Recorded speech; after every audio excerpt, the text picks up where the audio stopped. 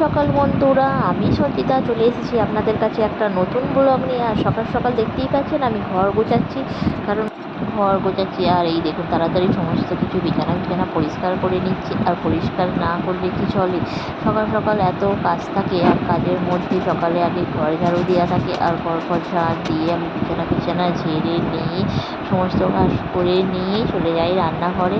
আর রান্না বান্না তো করতেই হয়, কারণ বাড়ির মহিলারা তো ঘর গোছানো রান্না করা ছাড়া আর কী বা করতে পারে বলুন তো। তো তাই আমি চলে এলাম আমার সকালের সমস্ত কিছু কাজকর্ম নিয়ে। আজ এখানে যা ছিল সেগুলো ঠিকঠাক জায়গায় রেখে গুছিয়ে গাছিয়ে সমস্ত ঘরের কাজ কমপ্লিট করে চলে এলাম রান্নাঘরে। আর রান্নাঘরে দেখলাম আমার শ্বশুরমশাই মাছ নিয়ে চলে এসেছে, আর আমি সেখানে মাছগুলো ধুয়ে এলাম। আর এই দেখতেই পাচ্ছেন আমাদের ঠাকুমা, তো সে তো এখানে কলমি শাক এনেছে, তো কলমি শাকগুলো বেছে রাখছে, কারণ কলমি শাকটা তো ভাজা হবে। আর এই দেখতে পাচ্ছেন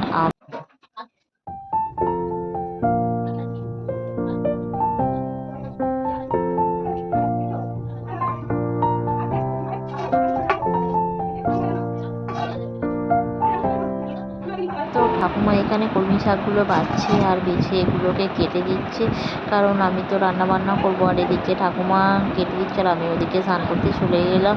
আর তারপর আমি দিয়ে গেলাম আজকে আলু। তো আজকে মেনুতে ছিল কলমি শাক ভাজা, আর এখানে কিছু আলু এসেছে। তো আলুগুলোকে ঠাকুমাকে বলেছি কেটে কুটে রাখতে ভালোভাবে। তো আজকে আমি আলু ভাজা করব। আর আমি চলে এসেছি এখন ছাদে স্নান করতে। আর এই দেখতেই পাচ্ছি সমস্ত কাপড় দাপড় শুকাচ্ছে। আর বাড়ির চারিদিকের ওয়েদারটা দেখুন, ভীষণ গরম। আর প্রচণ্ড গরমের মধ্যে দিয়ে একদম দুর্বিষহ দিন কাটছে। তো কী বলবেন, গরমে রান্না করা হয়ে পড়েছে দায়। আর এই দেখতে পাচ্ছেন আমাদের একটা বাড়ির পাশে পুকুর, তো পুকুরটা এত সুন্দর লাগছে, ভিউটা খুব সুন্দর লাগছে, দেখে খুবই ভালো লাগছে। আর গরমে গাছগুলো পুরো শটান দাঁড়িয়ে রয়েছে, কারণ একটু হাওয়াও নেই, বাতাসও নেই, কিচ্ছু নেই।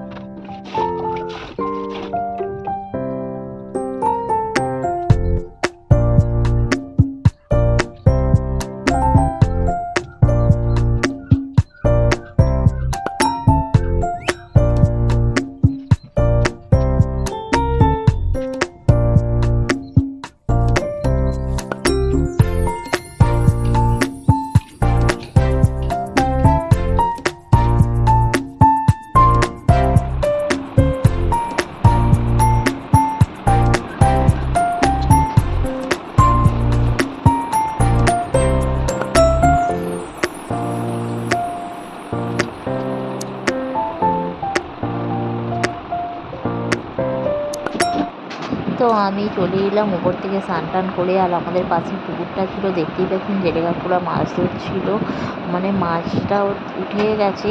তো মাছটা ভালো করে পুকুরটা জলটা পরিষ্কার করার জন্য ওষুধ দিয়েছিল, আর ভালোভাবে পাতাপতিগুলো পরিষ্কার করে দিচ্ছিল। আর এখানে আমি রান্নাঘরে চলে এসেছি। তো আজকে বানাবো মসুর ডাল। তো মসুর ডালটা আমি সিদ্ধ বসিয়ে দিলাম। তো এবার মসুর ডালটা সিদ্ধ হবে।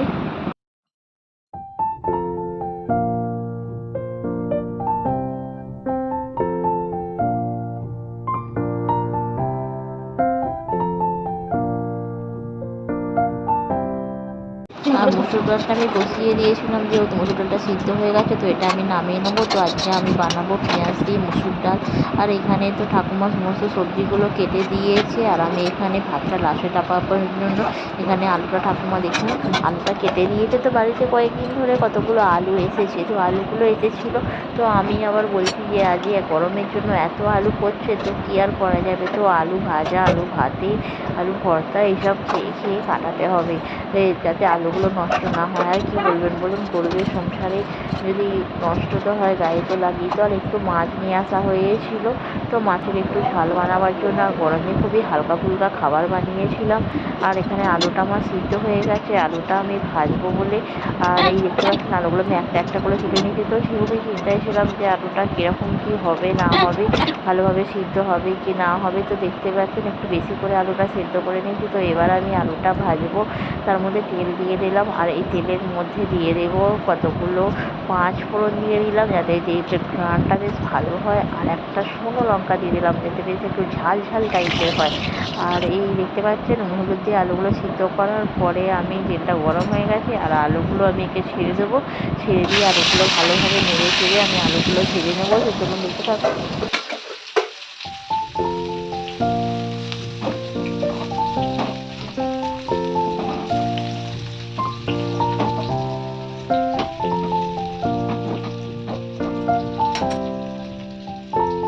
তো আলুগুলো আমি উল্টে পাল্টে দিয়েছি, দেখুন হালকা হালকা করে ভাজা হচ্ছে। তো আলুগুলো একটু চুমা চুমা করবো, তো তার জন্য আমি একটু শুকনো লঙ্কা গুঁড়ো দিয়ে দিলাম যাতে বেশ আলুটা বেশ কালার হয়। আর ভালো করে ভাজে দেখুন কতটা আলু দিয়ে দিয়েছিলাম, এখন কতটা কমে গেছে। আর একটু ভালোভাবে নেড়ে ছেড়ে এই দেখুন আলুটা বেশ দারুণ কালার এসেছে, আর এই দেখুন কতটুকু হয়ে গেছে। আর এইবার গায়ে গায়ে লেগেছে, তো দেখে মনে হচ্ছে যে আলুটা পুরো স্পষ্ট ভাজা হয়ে গেছে। আর এবার আমি আলুটা ভেজে নামিয়ে নিলাম। এবার আমি চাপাবো ডাল, আর এই দেখুন একটু আলু ভাজা আমি খেয়ে দেখে নিলাম যে কেমন টেস্টি হয়েছে। আর এরই মাঝখানে আমার আজকে কাজের ফাঁকে একটু খাওয়া দাওয়া হয়নি, তো আজকে আমি একটু মুড়ি ফুড়ি খেয়ে নিলাম। আর মুড়িতেই বাঙালির মুড়ি ছাড়া আর কী বার আছে, হালকা শুকনো খাবার আর বেশ ভালোই লাগে খেতে। আর আমরা তো সকালে বেশিরভাগ সময় মুড়ি খাই। আর এদিকে মুড়ি খাওয়া আমার হয়ে গেছে, আর এদিকে আমি মাছ ভাজার জন্য রেডি হয়ে গেলাম। তো মাছটা ভাজি চলুন দেখতে থাকুন।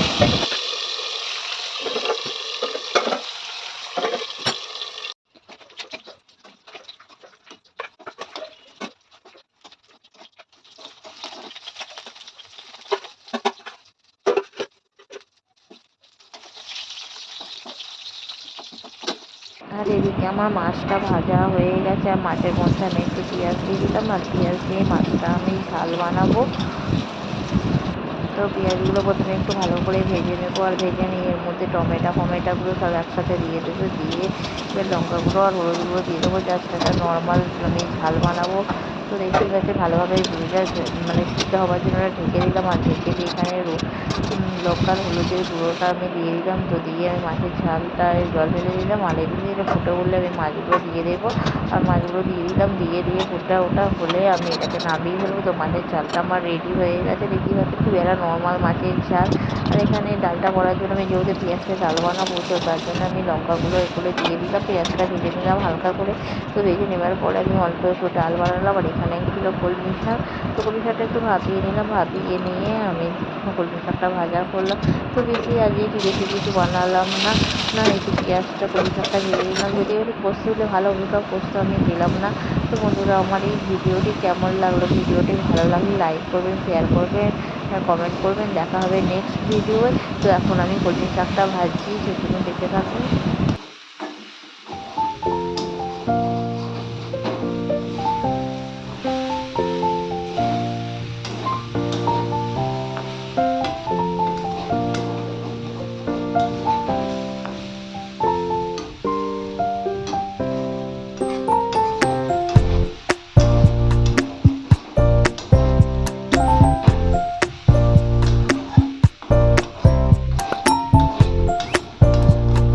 তো এদিকে আমার কলমি শাকটা হয়ে গিয়েছে, আর সমস্ত রান্না আমার হয়েই গেছে। তো শেষে আমি ভাতটা করে নেবো। তো টাটা, বাই বাই।